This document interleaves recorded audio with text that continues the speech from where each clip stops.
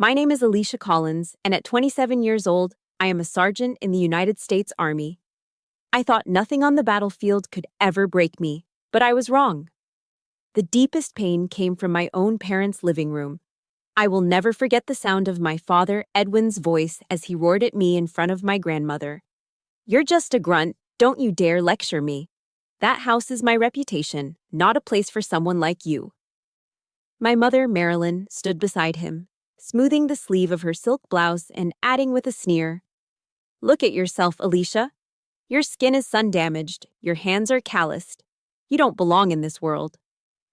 That feeling, of being rejected by the very people who gave you life because you weren't glamorous enough. It hurt more than 1,000 knives.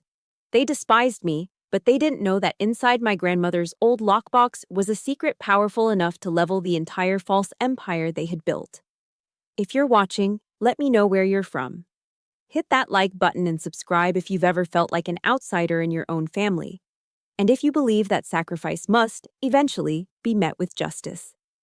The miles of barren Arizona desert felt like they were melting away behind me, the monotonous brown landscape finally surrendering to the green glow of the Phoenix suburbs. My old Ford F-150 hummed along the 101 loop, its engine a familiar, steady companion on the last leg of a journey I'd been counting down for 6 excruciating months.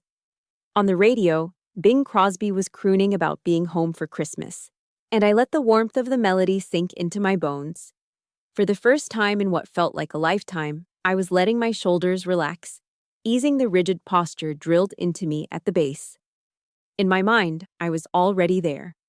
I could practically taste the rich, spiced eggnog my mother always made, the steam warming my face. I could feel the heavy, slightly awkward pat on the shoulder from my father, his gruff, unspoken way of saying he was proud. For this one precious week of leave, I wouldn't be Sergeant Collins. I wouldn't be in charge of anyone or responsible for anything other than showing up. I would just be their daughter. The exit for Paradise Valley appeared, and I steered the truck onto the winding, palm-lined streets. Each sprawling mansion seemed to compete with the next, their manicured lawns and towering facades bathed in the soft glow of twilight. A familiar swell of pride rose in my chest as I turned onto our street. At the very end, our family's 5-story mansion stood as the ultimate symbol of their success. It was a testament to the Collins name, a landmark that had always made me feel like I was part of something grand, something permanent. Tucked safely in the passenger seat was a small, carefully wrapped gift, a digital photo frame preloaded with hundreds of pictures from my training exercises. It was my attempt to bridge the gap, to show them the world I lived in, a world of sweat, discipline, and camaraderie that felt a million miles away from this oasis of luxury. I pulled into the long, curved driveway, my heart thumping with anticipation. But as the truck's engine died, the silence that followed was heavy and wrong. My heart didn't just slow down, it sank. The house, which on Christmas Eve should have been a glorious beacon of light, a testament to my mother's love for extravagant decorations, was submerged in an unnerving, absolute darkness. Not a single string of lights lined the roof. Not a single welcoming lamp glowed in a window. There was only the cold, indifferent moonlight washing over the stark white walls, making the mansion look less like a home and more like a mausoleum. A chill, completely unrelated to the evening air, snaked its way up my spine. They're probably just trying to surprise me, I told myself, the thought feeling thin and hollow even in my own mind. I swung myself out of the truck, my boots crunching on the pristine gravel. I pressed the doorbell, and the ornate chime echoed once before being swallowed by the oppressive quiet. I waited. Nothing. I pressed it again, holding it down longer this time. Silence was the only answer. My hand trembled slightly as I pulled out my phone and dialed my mother's number. It rang once, twice, a third time, and then a cold, definitive click.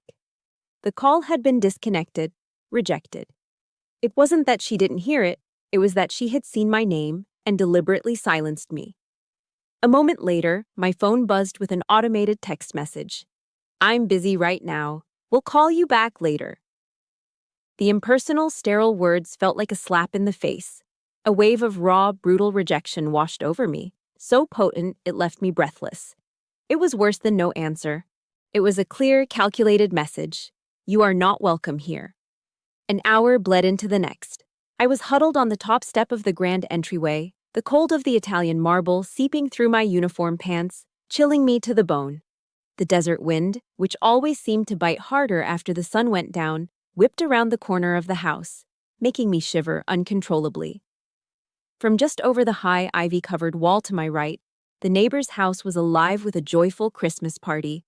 Laughter spilled into the night air, punctuated by the clinking of glasses. The faint, unmistakable melody of White Christmas drifted over, each cheerful note a tiny, sharp needle piercing my solitude. I am a soldier.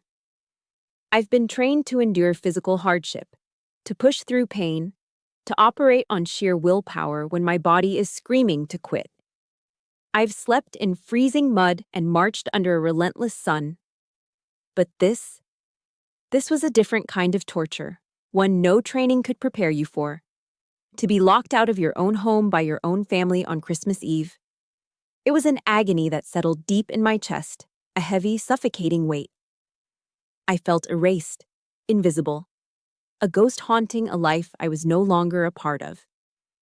A bitter lump formed in my throat, so tight and painful that it choked back the tears before they could even form. All I could do was sit there, wrapped in a darkness that felt as infinite as the night sky, and tremble. It was in that moment of absolute despair, when the cold had made my limbs feel numb and my spirit hollow, that an image flashed in my mind, unbidden. The old house on Cactus Wren Road, the small brick ranch-style home we lived in before my father's business took off. I saw the brick fireplace, the one my dad used to hang our stockings on. I could almost smell the gingerbread cookies my mom would bake, their scent filling every room. The memory was a flicker of warmth in the suffocating cold. A wild, illogical hope sparked within me. Maybe, just maybe, they were there. Maybe this was the real surprise, a return to simpler times, a nostalgic Christmas waiting just for me. It was a drowning person's grasp for a piece of driftwood, but it was all I had. I pushed myself to my feet, my muscles stiff and protesting. There were no other options left. I had to find an answer, or at the very least, find some echo of warmth from my past to fight off the ice that was creeping into my soul. With one last look at the cold, imposing mansion, a symbol of wealth, and now, of betrayal, I turned my back and walked toward my truck. The wheels of my F-150 rolled away from the sterile perfection of Paradise Valley, leaving the silent, darkened mansions behind. I headed north, toward the older, more grounded neighborhoods of Scottsdale, where the streets were simpler and the houses sat closer together, as if sharing in each other's warmth. The address was burned into my memory, 47 Cactus Wren Road. It was a humble name for a humble street, tucked away at the end of a quiet cul-de-sac. It was the last place I could think of that ever truly felt like home. From the end of the street, I saw it, a single, soft yellow light glowing through a front window. My breath caught in my chest, and my heart, which had felt like a block of ice, began to beat faster, a frantic rhythm of hope against my ribs. They're here. They're really here. The thought was a lifeline, but as I pulled up to the curb, a new kind of unease settled in. The house looked desolate. There were no Christmas decorations, not even a simple wreath on the door. The single bare bulb hanging from the living room ceiling cast long, lonely shadows, giving the place a temporary, almost transient feel. Still, it was the only light I had found in the darkness of this night, and I clung to it. I parked the truck and took a deep, steadying breath, the kind I take before a difficult training exercise. My hands, so accustomed to the steady weight of a rifle, felt unsteady, almost clumsy, as they reached for the familiar wooden door. It swung open with a faint creak. The space inside was eerily quiet. The living room was almost completely empty, stripped of the comforting clutter I remembered. And in the middle of that sparse room stood my parents, Edwin, and Marilyn. The expressions on their faces were not joy, not relief, not even surprise. It was sheer, unadulterated horror. They looked at me as if they had just seen a ghost. And then, from a small dining table set off to the side, a small figure turned. My world stopped. It was my grandmother, Helena. The same sharp, intelligent eyes, the same gentle but determined set of her jaw. My grandmother, who I had been told moved to Vermont to live with my Uncle Holden a decade ago. Grandma. The word was a whisper, a fragile breath of disbelief. All the discipline, all the carefully constructed walls of the tough army sergeant crumbled into dust. A raw, childlike sob tore its way from my chest. I rushed forward, closing the distance between us, and threw my arms around her. I buried my face in the crook of her thin, bony shoulder and wept, great, heaving sobs of grief and relief and 10 years of pent-up sorrow. The familiar, comforting scent of lavender filled my senses, and her warm, solid embrace seemed to melt away a decade of lies and aching distance. For a moment, nothing else mattered. I was home. But the moment couldn't last. As the storm of emotion subsided, a chilling awareness of the room settled back in. My parents were still standing frozen in place, like statues in a museum of familial dread. My father's face was ashen, drained of all color. My mother was trying, and failing, to assemble her features into a welcoming smile, but it was a trembling, brittle thing that didn't reach her terrified eyes. "Alicia? What are you doing here?" My father stammered, the words tumbling out of his mouth. My grandmother, without breaking her gaze from my parents, pulled me gently toward the table and had me sit down. Her eyes, when they finally turned to me, were filled with a fierce, protective love. She took my hands in hers, her grip surprisingly strong. Her thumb traced the thick calluses on my palms and knuckles. "These hands have protected our country," she said, her voice soft but clear, each word a balm on my wounded spirit. "I am so proud of them." Out of the corner of my eye, I saw my mother flinch, her gaze flicking to my hands with an expression of pure disgust before quickly looking away. The contrast was so sharp, so brutal, it felt like a physical blow. My grandmother ignored them completely, her focus entirely on me. She asked about my life in the service, about the challenges, about the small joys. Her questions were genuine, her interest real. It felt as if the room had been split in two. On one side was our small island of warmth and connection. On the other, my parents sat stiffly on a worn-out sofa, a palpable fear radiating from them, so thick I could almost taste it. I felt a storm gathering, right there in that quiet, empty room. "Your grandmother missed you so much, she flew all the way from Vermont to surprise you," Marilyn chirped, her voice unnaturally high. The lie was clumsy, desperate. Helena cut her off, not with anger, but with a calm, unshakable authority that commanded the entire room. "I have never lived in Vermont, Alicia," she said, her eyes locked on mine. "I live in Sedona. It's a 2-hour drive from here. Your parents have been lying to you." The words didn't just land, they detonated. They shattered the fragile piece of our reunion and ripped a hole in the fabric of my reality. 10 years. For 10 years, I believed she was on the other side of the country.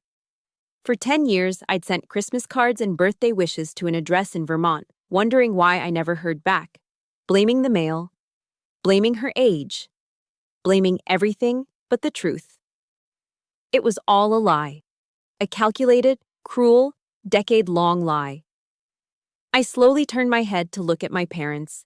They wouldn't meet my gaze. My father was staring intently at a scuff mark on the floor, my mother examining her perfectly manicured nails. They were criminals caught in the act, their guilt a suffocating presence in the room. The first shock of the night was a locked door, a physical barrier. This was infinitely worse. This shock revealed that the very foundation of my life, the truth of my own family, was built on nothing but rotten wood. I have to pause here for a second. If you've ever discovered a lie that completely changed how you saw your own family, please support Helena's quest for truth by hitting the like button. And in the comments, just type a simple Team Helena to let me know you're with us. It means more than you know. In a desperate attempt to stitch the unraveling evening back together, my mother scurried into the kitchen. She returned with a frantic parody of a Christmas dinner. a pre-cooked turkey from the grocery store, still in its foil pan, and a bowl of instant mashed potatoes that looked pale and lifeless under the harsh glare of the bare overhead bulb. She arranged the sad meal on the small table with jerky, nervous movements, her hands trembling. The air at the table was thick enough to choke on. It was heavy, leaden with unspoken words and suffocating guilt. My grandmother and I sat side by side, a tiny, silent alliance in a vast ocean of deceit. Across from us, my father, Edwin, said nothing. He just kept pouring himself another glass of Cabernet Sauvignon, his eyes fixed on the cheap wine swirling in his glass, refusing to look at anyone. My mother, Marilyn, tried to fill the dead air with pointless chatter. She talked about the weather, how dry the winter had been. She mentioned old neighbors who had moved away years ago. Her words were like pebbles dropped into a deep well, disappearing without a sound, without an echo. I couldn't eat. The food on my plate felt like ash in my mouth. My fork was heavy in my hand, an impossible weight to lift. All I could do was stare at the faces of my parents, faces I had known my entire life, faces I had loved and trusted, and see only strangers. They were strangers wearing my parents' skin. With every tick of the clock on the wall, the tension coiled tighter, drawing all the air out of the room, like the breathless calm before a tornado touches down. And then it happened. In the dead center of that crushing silence, my grandmother Helena calmly placed her fork down on her plate. The small, sharp clink of metal against ceramic sliced through the quiet like a gunshot. She turned to me. Her eyes were still gentle, her expression soft, but the question she asked was as sharp and as cold as a surgeon's scalpel. "By the way, Alicia," she began, her voice even and measured. "How is the mansion? I sent the money 4 years ago for your parents to buy it for you. Are you comfortable there?" The world didn't just stop, it froze solid. Every molecule in the room seemed to lock in place. A roaring sound filled my ears as I slowly turned my head, looking from my grandmother's expectant face to my parents' terrified one. "The mansion is for me," I whispered, the words feeling foreign on my tongue. A jarring clang echoed through the room as my father's fork slipped from his nerveless fingers and clattered onto the linoleum floor. My mother, her face now a ghostly white, began to stammer. Well, Alicia loves it, don't you, sweetie? It's... My grandmother didn't even glance at them. She cut through my mother's pathetic sputtering without raising her voice, her gaze locked on me, demanding the real answer. She held my stare, and in her eyes I saw that she already knew. She was just giving me the space to speak my own truth. My world, which had cracked earlier, now shattered into a million irreparable pieces. I took a shaky breath, the air burning my lungs. My voice, when it came out, was trembling but clear. "I don't understand, Grandma. I live in the barracks on base. I've never even had a key to that mansion." The silence that followed my words was a terrifying thing, louder and more profound than any scream. The gentle warmth in my grandmother's eyes instantly turned to ice. She slowly, deliberately, turned her head to face her son and daughter-in-law. "Edwin, Marilyn," she said. Her voice was low, but it carried an authority that made the air vibrate. "The money. The $1.2 million I wired 4 years ago. It was all for Alicia's house, a gift for her enlistment. Where is the money?" There was nowhere left for them to hide. Under Helena's unblinking, penetrating gaze, the lies crumbled. My father finally looked up, his face a mask of shame and defeat. They confessed. They admitted to taking the money, my money, and buying the magnificent mansion in Paradise Valley, putting the deeds solely in their own names. And when the confession was over, when the ugly truth was laid bare on the sad Christmas table, my mother tried one last, desperate defense. "I was just trying to protect the family's image," she cried, her voice cracking. "Do you have any idea what the pressure is like in Paradise Valley?" The excuse was so selfish, so appallingly shallow, that it stole my breath. It was then that a memory, sharp and painful, surfaced from the depths of my mind. a letter I had written from the exhausting, muddy trenches of basic training. I remembered sitting on my bunk, tired and homesick, writing to them about how I was saving every spare dollar from my meager army paycheck. I had told them I was hoping that, one day, I could afford a beautiful home just like theirs. The innocence of that hope, the purity of that dream, now felt like a cruel joke in the face of their calculated, predatory greed. My grandmother didn't yell. She didn't scream. Her voice remained chillingly calm, but each word she spoke was a hammer blow, driving the nails into the coffin of their lies. "So," she began, articulating every syllable with precision, "you let my granddaughter, a sergeant in the United States Army, a soldier who swore an oath to defend this country, live in a four-walled room in a barracks, while you used her money to live in luxury? To show off to your friends? To post your fake, happy pictures on social media?" She paused, letting the weight of her accusation settle. She turned her gaze to me, sitting there in stunned silence, a single, hot tear finally breaking free and tracing a path down my cheek. "You stole her future," Helena said, her voice dropping to a near whisper, yet carrying more power than any shout. "You are not just thieves, you are traitors." For the second time that night, my grandmother Helena placed her silverware on her plate. But this time, the sound wasn't a warning shot. It was a final verdict. The quiet clink echoed in the silent room like the fall of a judge's gavel. She looked directly at my parents, Edwin and Marilyn, who seemed to physically shrink in their chairs under her gaze. They looked like guilty children, stripped of all their bluster and arrogance. "I don't want to hear a single pathetic excuse," Helena declared, her voice as cold and hard as forged steel. "I only want to see action." She leaned forward slightly, her power commanding the entire room. "Beginning at 9 o'clock tomorrow morning, you will begin the process of transferring the full, unencumbered title of the mansion in Paradise Valley to Alicia Collins. I am giving you exactly 1 week. If Alicia's name is not on that deed 1 week from today, my lawyers will file a suit against you both for felony fraud and misappropriation of funds. And trust me," she added, her eyes narrowing, "I have more than enough evidence to ensure you both see the inside of a prison cell." My parents said nothing. They couldn't.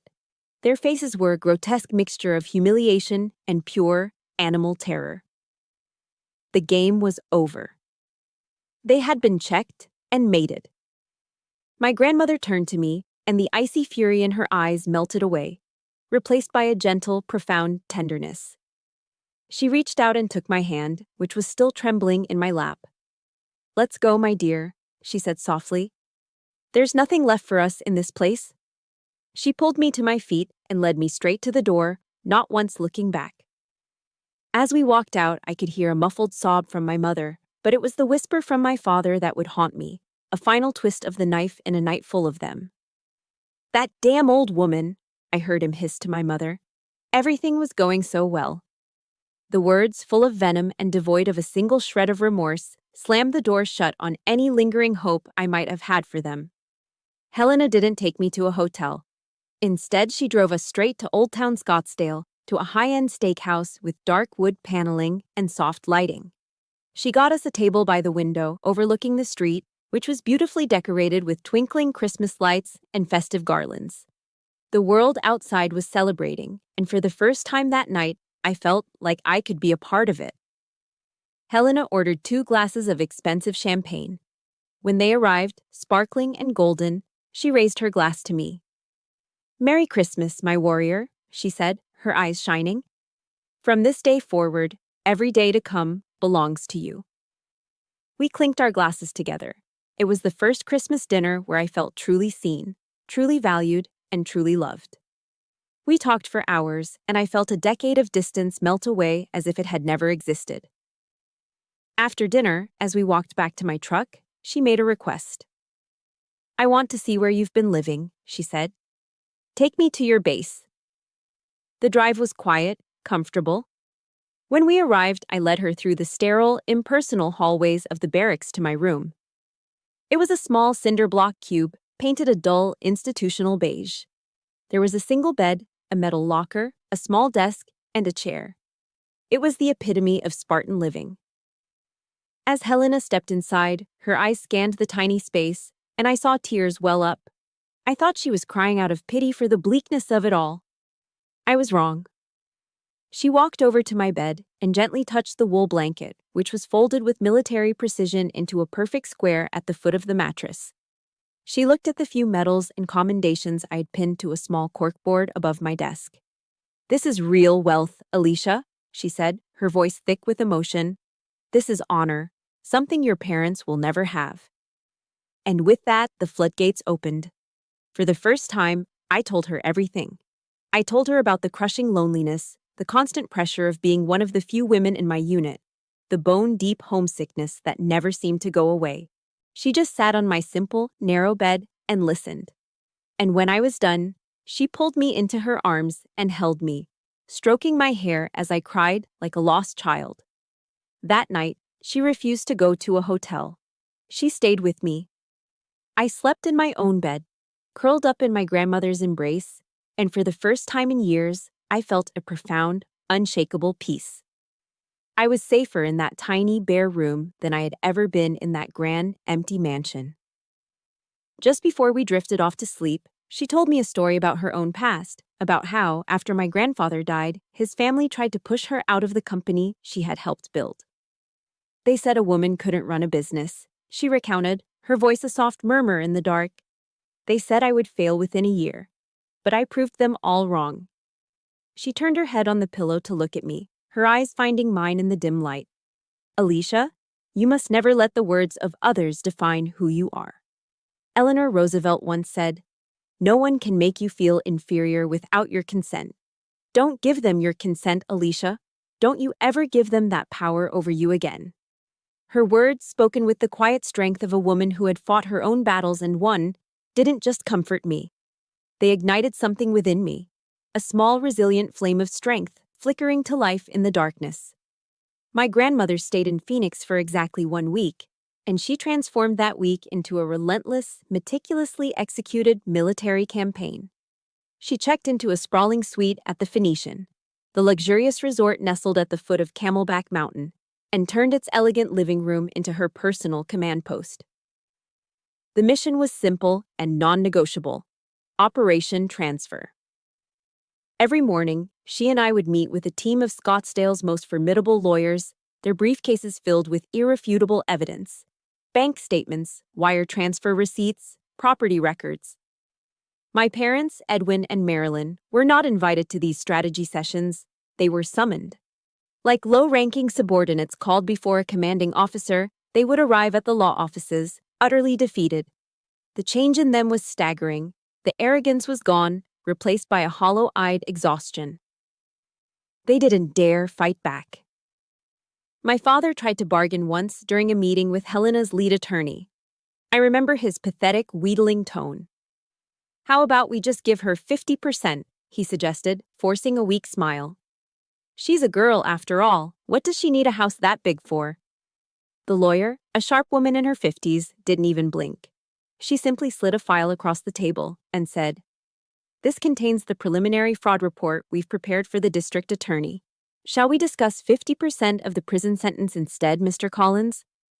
He never tried to bargain again. My mother attempted a different tactic. She cornered me in the hallway after one of the meetings, her face streaked with tears. "You can't do this to me, Alicia," she whispered, grabbing my arm. "I'm used to this life, my friends, my clubs. Everything is tied to that house." Her plea was so transparently selfish it made me feel sick. Her tears weren't for our broken relationship. They were for her lost social standing. I simply pulled my arm away and walked on. Throughout that week, I was mostly a silent observer. I sat beside my grandmother, watching her operate with the calm, strategic precision of a 5-star general. I learned that true power wasn't about shouting or rage. It was about control.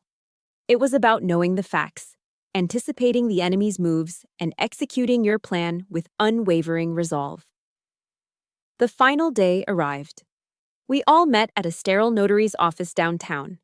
This was the last time I would face them this week. They looked like they had aged a decade in 7 days. My mother couldn't bring herself to look at me, her eyes fixed on the bland corporate art on the walls. My father, however, stared at me with an expression of pure, undiluted hatred. He saw me not as his daughter, but as his conqueror. The notary, a cheerful woman oblivious to the drama unfolding before her, slid the transfer documents across the table. When my parents picked up the pens to sign their names, to officially relinquish the symbol of their entire fraudulent life, I didn't feel a surge of victory. There was no joy, no sweet taste of revenge.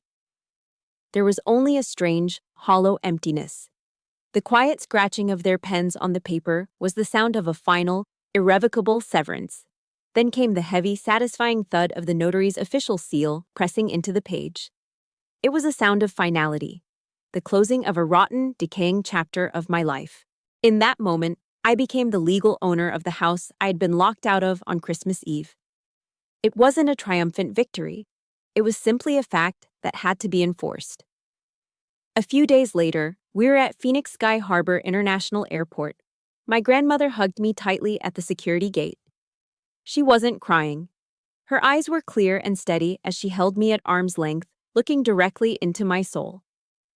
"The house is yours now, Alicia," she said, her voice firm but full of love. "But more importantly, your life is your own. Don't you ever let anyone take it from you again. Live with strength, live with kindness, and build something beautiful from these ashes." She pressed a check into my hand. "Use this to remake the house in your own image," she instructed. "Make it your sanctuary, not theirs." I watched as she walked away, disappearing into the crowd of travelers. I stood there until her plane took off, a silver speck climbing into the vast, blue Arizona sky. A profound sense of loss washed over me, an ache for the ally I was losing again. But beneath the sorrow, there was something else. A deep, quiet reservoir of strength I had never felt before. I didn't go back to the mansion right away. I needed time. A week later, my leave was over, and it was time to return to my real life. I drove to Paradise Valley, this time with a heavy set of keys in my hand. I unlocked the massive front door and stepped inside. Everything was exactly as they had left it, impeccably clean, luxurious, and completely devoid of warmth. The faint, cloying scent of my mother's expensive perfume still hung in the air. I walked slowly from one cavernous room to the next, my boots echoing on the marble floors. I ran my hand over the cold designer furniture, the soulless, abstract art. All of it bought with my money. All of it a monument to their lies. I finally came to a stop in the center of the enormous living room, staring out through the floor-to-ceiling windows at the sparkling turquoise water of the swimming pool. And I began to cry. I cried for the naive girl who had been so excited to come home for Christmas. I cried for the family that had been shattered beyond repair. I cried for the profound, suffocating loneliness of standing in my very own home. But after the last tear fell, after the grief had washed through me, I stood up straight and squared my shoulders. This wasn't the end. This was the beginning. 2 years passed. 2 quiet, transformative years. I served out the remainder of my contract with the Army and received my honorable discharge. Stepping out of uniform and into civilian life felt like taking my first breath in a new world. And the first act of that new life was a purge. I didn't do it with anger or ceremony. I did it with the calm efficiency of a soldier clearing a hostile space.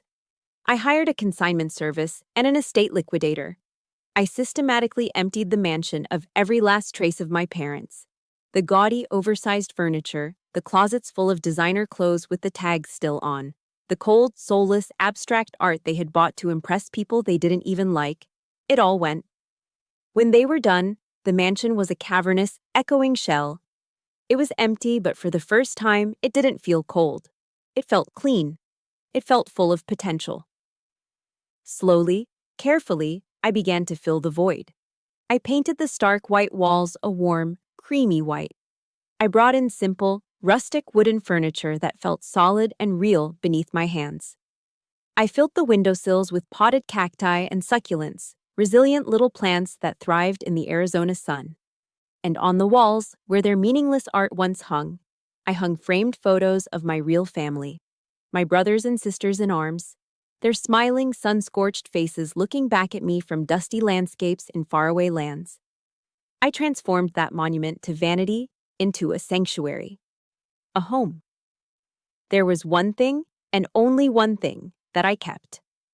Tucked away in a corner of the formal living room was an old, slightly out-of-tune baby grand piano. It was the piano my father had used to teach me my first simple scales when I was a little girl, his large hands patiently guiding my small ones over the keys. It was a memory from a different lifetime, from a man who no longer existed. But I couldn't part with it. I kept it as a quiet testament to the fact that nothing, not even profound betrayal, is ever entirely black and white. My life plans changed, too. The dream of becoming an architect, of building beautiful structures, felt hollow now. My own broken foundation had taught me that the most important structures aren't made of glass and steel. They're the ones we build inside ourselves. One night, while scrolling online, I stumbled upon a TED Talk by a researcher named Brené Brown. She spoke about the power of vulnerability, not as a weakness, but as the birthplace of courage and connection. Her words resonated so deeply, they felt like they were rearranging my DNA. I realized my wounds didn't have to be a source of shame. They could be a source of strength, a bridge to understanding others' pain. The next day, I enrolled in the psychology program at Arizona State University. My new mission was clear. I would become a therapist specializing in helping veterans, my people, navigate the invisible minefields of PTSD and find their way back to a life of peace. My relationship with my grandmother became the anchor of my new world. Every Sunday, without fail, we would video chat. We talked about everything: my classes, her garden, the new recipes she was trying. Her face on the screen, her wise and loving voice in my ear, was the truest north on my compass. My parents tried to breach the perimeter a few times. Once, an email from my mother appeared in my inbox. It was a long, rambling tirade of self-pity and veiled accusations. 2 years ago, it would have shattered me. Now, I read it with a strange sense of detachment, calmly hit delete, and then blocked her email address. The small, quiet click of the mouse was the sound of a boundary being fortified, a declaration of my own sovereignty. Life settled into a peaceful rhythm. I had friends from my classes, study groups that sometimes turned into pizza nights. I spent quiet weekend afternoons reading by the pool, the Arizona sun warm on my skin. I had learned how to be alone without being lonely. I had learned what it felt like to be truly free, to be the architect of my own life. It was a fragile peace, hard-won and precious. And I never took a single moment of it for granted. But peace is a fragile thing. It was a Tuesday night in late November. Finals were approaching, and I was hunched over my laptop at the kitchen island, surrounded by textbooks and highlighted notes, trying to cram a semester's worth of abnormal psychology into my brain. My phone buzzed on the counter. I glanced at the screen. It was my Uncle Holden. My heart seized in my chest. He never called this late. I answered, a cold dread washing over me. "Alicia?" His voice came through the line, trembling and strained with an urgency that terrified me. "It's Grandma. She's very sick. The doctors. They say there isn't much time." He choked back a sob. "She keeps asking for you, honey. She just keeps saying your name. You have to come to Vermont. Now." The world tilted on its axis. The quiet, peaceful sanctuary I'd so painstakingly built collapsed around me in an instant. The textbooks, the upcoming exams, the entire life I had created. It all faded into meaningless noise. The strongest woman I'd ever known, my hero, my savior, was fading. Before I continue, I need to ask you something. If you have that one person in your life who has been your rock, your protector, your Helena, please hit that like button for them. And in the comments, just type the name of your hero. Let's fill this space with the names of the people who make us strong. I didn't hesitate for a second. I slammed the laptop shut, the sound echoing in the sudden, deafening silence of the house. I ran to my bedroom, grabbing a backpack and throwing in whatever clothes my hands could find. I had to get to her. I had to be by her side. The red-eye flight from Phoenix to Burlington, Vermont was the longest 6 hours of my life. I couldn't sleep. I couldn't read. I just sat there, pressed against the cold glass of the airplane window, staring out at the endless, inky blackness and praying to a God I wasn't even sure I believed in anymore. Please, just let me get there in time. Please, just give me one more day. My Uncle Holden was waiting for me, just past the security checkpoint at the small Burlington airport. The exhaustion was etched into the lines on his face. He pulled me into a hug, and I could feel the weariness and sorrow in his bones. It was the hug of a man who had been holding a lonely vigil for far too long. "She's been waiting for you," he said, his voice rough with emotion. I walked into her hospital room, and the air was stolen from my lungs. My heart felt like it was being squeezed in a vice. Helena, my grandmother, the woman who had always seemed as strong and immovable as the green mountains of Vermont, was now a fragile bird, a tiny, frail shape lost in a sea of white hospital sheets and a tangle of tubes and wires. The steady, rhythmic beep of the heart monitor was the only sound in the room. But as her eyes fluttered open and found me, a spark of the old fire returned. A faint, weak light, but it was there. And it was for me. I stayed in Vermont for 3 weeks. Those 3 weeks became a lifetime. I slept on a lumpy vinyl sofa in the corner of her room, the constant beeping of the machines becoming the soundtrack to my days and nights. I only left when the nurses gently insisted I go get a real meal or take a walk. I read to her from books of poetry she loved. I told her all about my psychology classes, about my dream of helping other veterans. I became her hands and feet. I carefully spoon-fed her broth when she could eat. I wiped her brow with a cool cloth, and for hours on end, I just sat by her bed, holding her thin, papery hand in mine, memorizing the feel of it. Those days were a strange, bittersweet tapestry woven with threads of love and grief. The grief came in waves, watching her strength fade, seeing her drift further away from me with each passing day. But the love? The love was in the quiet moments, in the deep, unspoken connection that flowed between us. In this sterile, quiet room, we were compressing a lost decade into a few precious, fleeting weeks. My parents arrived a week after I did. Their presence felt like a violation of a sacred space. I was in the hallway getting a cup of coffee when I heard my father's booming, indignant voice. He was yelling at my uncle. "Why wasn't I notified sooner?" he roared, his voice echoing off the linoleum floors. "I am her eldest son." My Uncle Holden, a man whose gentle nature I had always known, responded with a quiet strength that stunned me. "You were her son on paper, Edwin," he said, his voice calm but sharp as glass. "Alicia was the child of her heart. This was her wish. You have no right to be here and disturb her peace." The brutal truth of his words hung in the air, a final damning indictment of the man my father had become. The confrontation solidified my resolve. I would be a guardian at the gate, protecting my grandmother's final days from their toxic, self-serving drama. During one of her last lucid moments, her grip on my hand tightened ever so slightly. "I'm sorry," she whispered, her voice barely audible over the hiss of the oxygen machine, "for not being there for you sooner." The unnecessary apology broke my heart. "No, Grandma," I whispered back, tears streaming down my face. "You were always there. I just didn't know it." Her eyes were clear, focused. "Listen to me, my warrior," she breathed, each word an effort. "Live a life of meaning. Don't let hatred poison your soul.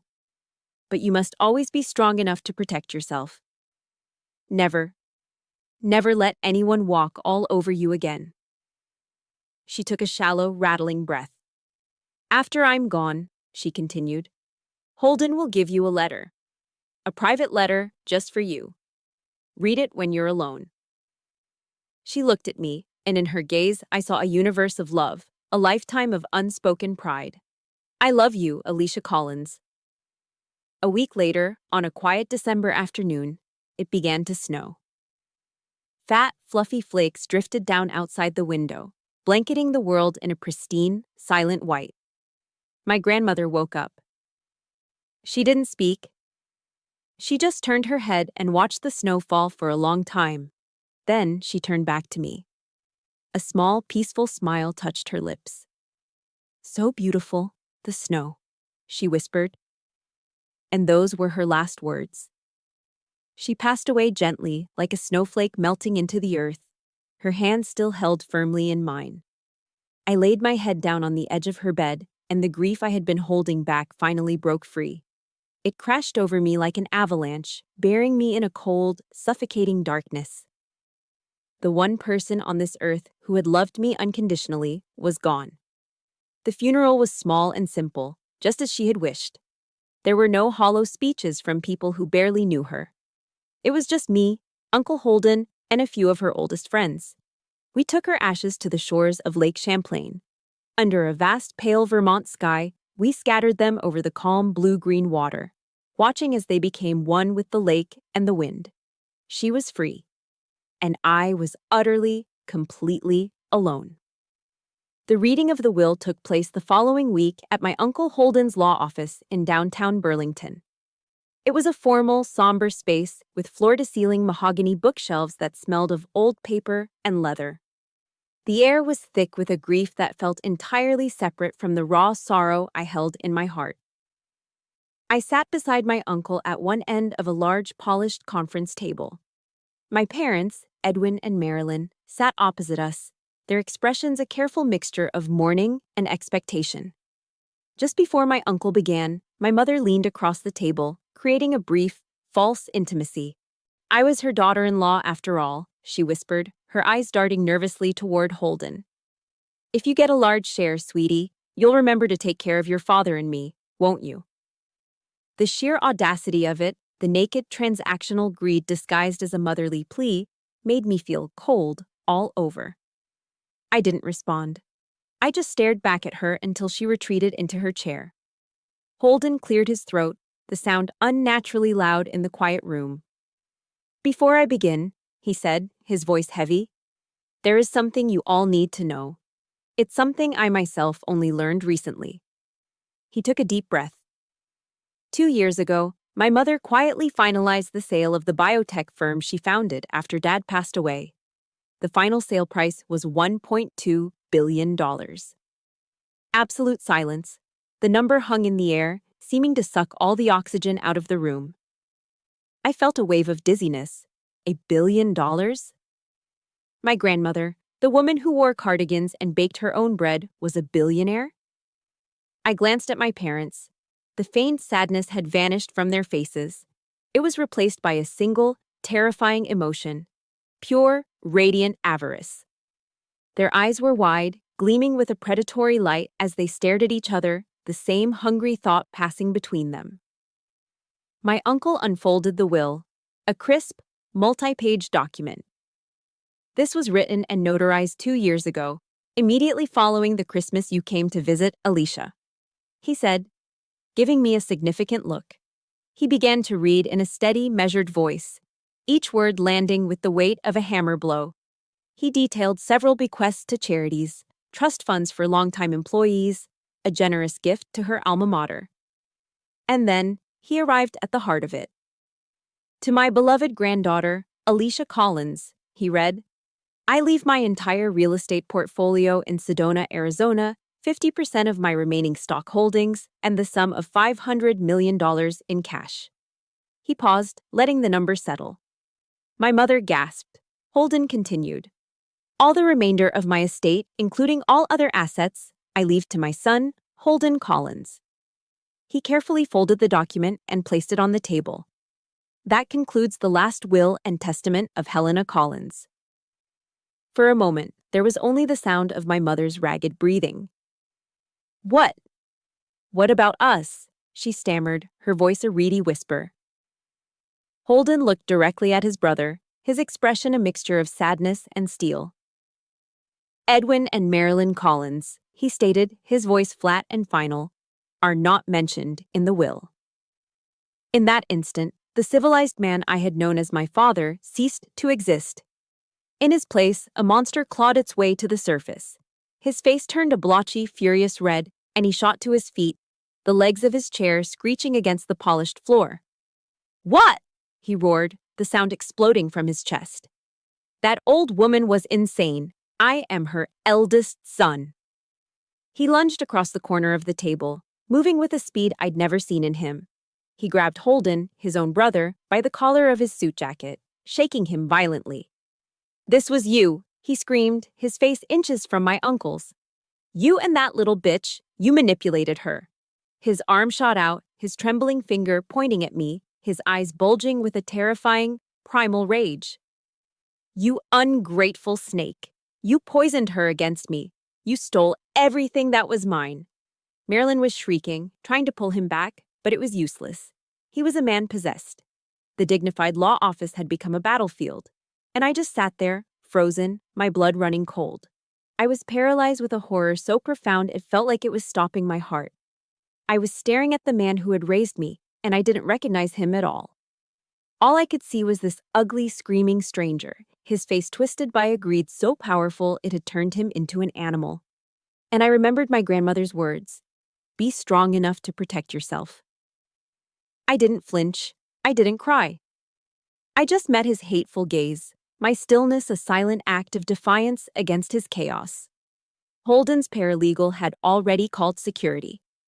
2 large men in uniforms entered the room and professionally, forcefully, separated my father from my uncle. They escorted both of my parents toward the door, my father still shouting obscenities, my mother weeping hysterically. Just before they were forced out, my father twisted around and locked eyes with me one last time. "This isn't over," he bellowed. The heavy office door slammed shut, leaving behind a sudden, ringing silence. My uncle, shaken but resolute, straightened his tie and smoothed the front of his jacket. His face was etched with a deep, familial sorrow, but his eyes were firm. He walked over to a large black safe in the corner of the room, spun the combination dial, and opened it. From inside, he withdrew an old, cream-colored envelope, sealed with a circle of dark red wax. "This is for you," he said, his voice returning to its normal, gentle tone. He handed it to me. My mother's instructions were very clear. I was to give this to you only after everything was finished. I took the letter, my fingers trembling as they brushed against the brittle paper. It felt heavy in my hand, heavy with the weight of unspoken words. I knew, with a certainty that chilled me to my core, that this was more than just a letter. This was my grandmother's final weapon. After returning to Phoenix, I spent 3 days in the quiet solitude of my new home, the cream-colored envelope from my grandmother sitting untouched on the coffee table. It felt too sacred to open, a final conversation I wasn't yet ready to have. On the 4th day, I finally sat down, took a deep breath, and slid my fingernail under the brittle red wax seal. My hands trembled as I broke it. Inside, there was a handwritten letter and a thick, professionally bound dossier. I unfolded the letter first. Her elegant, familiar script filled the pages, a voice from the past speaking directly to my heart. "My dearest warrior," it began. "If you are reading this, then it means your father has shown you his true nature. I am so sorry for the pain he has caused you, but you must understand. His greed is a bottomless pit. He will not let you go. He will come to you, first with sweet words and false apologies, and then with threats. Do not be afraid. I have prepared a shield for you." She went on to explain that the dossier contained 2 decades of meticulously gathered evidence of my father's shady business dealings, his tax evasion schemes, the partners he had cheated. It was proof she had been quietly collecting for years, originally to protect the family estate and to shield my Uncle Holden from Edwin's recklessness. "Your father," she wrote, in a line that would change everything for me, "is a weak man, terrified of his own emptiness. He has spent his life trying to cover it up with expensive things. Don't hate him, Alicia. Pity him. But never ever let his weakness destroy you." The final line was her battle plan for me. "This dossier is not a weapon for revenge," she wrote. "It is a shield to protect your peace. Use it wisely." Just as she had predicted, they came. 3 days later, I saw their silver Mercedes pull up on my security camera feed. They didn't come to the front door. They didn't ring the bell. My father walked right to the side gate leading to the pool, used an old key to unlock it, and strolled into the backyard as if he still owned the place. "Just come on in like we own the place," I heard him say to my mother through the speaker, his voice thick with an arrogant entitlement that made my blood run cold. Remembering my grandmother's words, I took a deep, steadying breath, walked to the sliding glass door, and opened it. They stepped inside, my mother forcing a smile that was more like a grimace, my father surveying the sparse, clean space with a critical eye. "Well, you've certainly cleaned the place up," he said, the compliment dripping with condescension. "A bit empty, though. You'll need some money to decorate it properly. Your mother and I can help with that." They settled onto the sofa, the one piece of new furniture I had bought, and began their performance. They spoke of mistakes and misunderstandings. They spun a tale of how family should always stick together. My mother began to cry, her crocodile tears timed for maximum effect, lamenting how they would be ostracized from Scottsdale society, how their lives were ruined. Then my father got to the point. $500 million is an obscene amount of money for a young woman, he said, his tone shifting from paternal to predatory. "Just sign over $100 million to us, a small fraction. We can start over. Consider it your filial duty." I said nothing. I just looked at him, my silence a wall he couldn't breach. His voice grew sharp, laced with impatience. "Are you just going to sit there, ungrateful child, after everything I've done for you?" I slowly, deliberately, shook my head. "No." That was it. The mask shattered. He shot to his feet, his face contorting with the same ugly rage I had seen in the lawyer's office. "I am your father. I gave you life. I have a right to that money. If you don't give it to me, I will sue you. I will drag your name through the mud and tell the whole world what kind of monster you are." His threats were loud, his fury a tangible force in the room. But I wasn't afraid. I felt a strange, cold calm settle over me. I remembered Helena's words. Pity him. As he raged, I quietly stood up, walked to the coffee table, and picked up the thick, black dossier. I turned back and placed it on the table in front of them with a soft, definitive thud. A heavy, chilling silence fell over the room. My father's tirade died in his throat. They both stared down at the dossier as if it were a venomous snake. My father reached out with a trembling hand and opened it. The first page was a copy of a fraudulent tax return. The next was a sworn affidavit from a former business partner he had cheated out of millions. They flipped through the pages, their faces draining of all color, moving from flushed red to stark white to a pasty, terrified gray. I let them absorb the reality of it for a long moment. Then I spoke.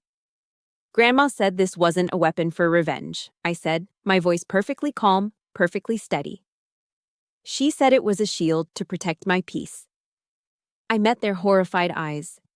"If you ever contact me again, by phone, by email, in person, if you ever trouble my life in any way, this shield will be delivered to the IRS and the Maricopa County District Attorney's Office." They looked up at me, and all the anger was gone from their eyes. All that was left was raw, abject terror. They were finally, completely, powerless. "Now," I said, my voice remaining even, "I need you to leave my house." They scrambled to their feet like frightened animals, not saying a word, not looking at each other. They walked silently to the front door and let themselves out. I followed them, and as the door swung shut, I turned the deadbolt. The soft, metallic click of the lock sliding into place was the sweetest, most liberating sound I have ever heard. After that final confrontation, a quiet, profound peace settled over my life. It wasn't just the absence of conflict, it was the presence of a deep, internal calm. The fear was gone. The anger was gone. All that remained was a feeling of lightness, of release. I threw myself into my studies and graduated from Arizona State with top honors in psychology. I never saw my parents again. I heard through my uncle that they had sold their chain of fitness centers and moved to Florida to live a quieter, less conspicuous life. I felt nothing when I heard the news. No anger, no sadness, not even pity. They had simply become ghosts, faded figures from a past that no longer had any power over me. The unbreachable boundary I'd set had held, and my peace was secure. I knew that the immense fortune my grandmother had left me was not just money, it was a responsibility. It was a tool. Remembering her words, build something beautiful from these ashes, and guided by my new mission in life, I used the majority of my inheritance to establish the Helena Collins Foundation. It became a nonprofit unlike any other, with a singular, focused purpose to support military veterans, especially women, in their difficult transition back to civilian life. We provided everything I had once desperately needed: safe transitional housing, free and confidential mental health counseling, educational scholarships, and job training programs. And the mansion in Paradise Valley, once a cold symbol of my rejection, became our headquarters. I transformed its cavernous, lonely rooms into counseling offices, meeting spaces, and a warm, welcoming community center. The place that was once the source of my deepest pain became a sanctuary for hundreds of others. It was the ultimate act of reclamation. My story, once a private tragedy, became a public source of inspiration. I began accepting invitations to speak at veterans events and conferences across the country. I never told my story to elicit pity. I told it as proof.